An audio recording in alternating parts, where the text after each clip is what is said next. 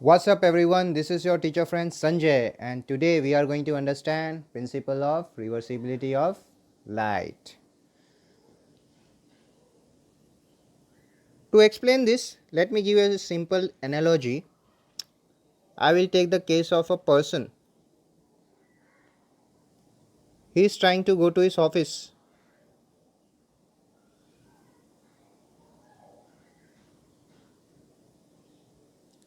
So this is the way through which he is going to his office. And he has got two more ways towards his office. So at a single time, suppose if going to his office through the first way, and while returning he has got three options to come back to his home. So he is choosing the third option while returning. Next time when he goes to office, he is going through the same first way and he is returning through second way. Now this case is possible with you guys also. Whenever you go to school or your respective colleges, you might visit different path, right? Sometimes path 1, sometimes path 2, etc, etc. So you have got plenty of options for going also and for returning also, and one thing is very sure that in your case it is not a compulsion to follow the same route while returning. I am repeating it. In your case it is not a compulsion to follow the same rule while returning. But in case of light, that's not the case. Light follows the same path while returning, and that is the principle of reversibility of light. So the statement goes this way: when light is made to change, well, reverse is a better word. When light is made to reverse its direction, what happens? It retraces its original path. Light retraces its original path. What do we mean by this statement, retraces? Retraces means it is coming back through the same way, and that is your principle of reversibility of light. Now to explain this, I am giving you another example of refraction. We have been dealing with refraction videos so far. In our previous videos, I have explained you about Snell's law and other different concepts of refraction. There you will see that in a normal reflection, this is how light travels.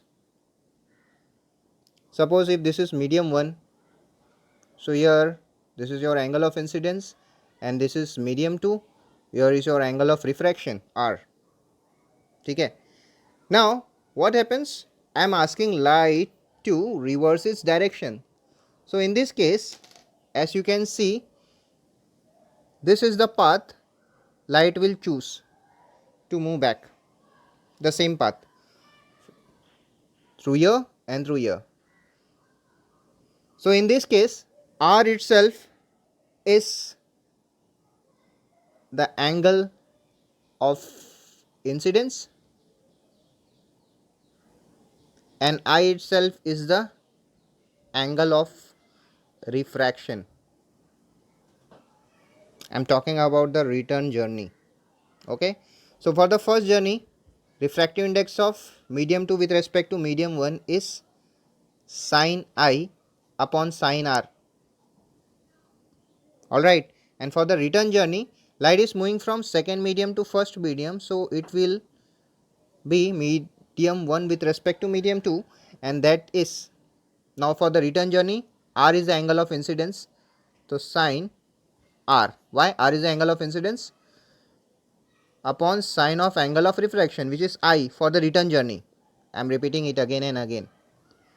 Okay, so sin r upon sin I.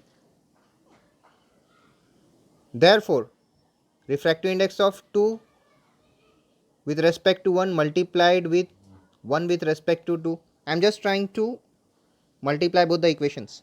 So LHS is multiplied, and that is sin I upon sin r multiplied by sin r upon sin I.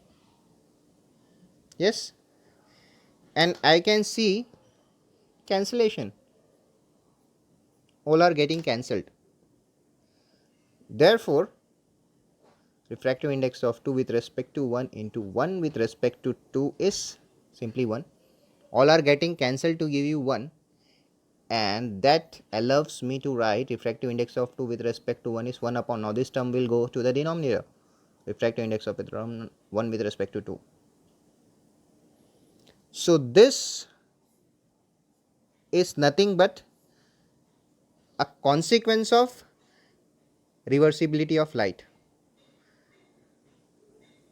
This is actually a formula where if you happen to find refractive index of second medium with respect to first medium, you can find this by using this value. If you don't know this value, and if you know the other way around, you can take the reciprocal of that value, and that will be exactly the required refractive index. I hope this principle of reversibility of light is now clear to you. Thank you.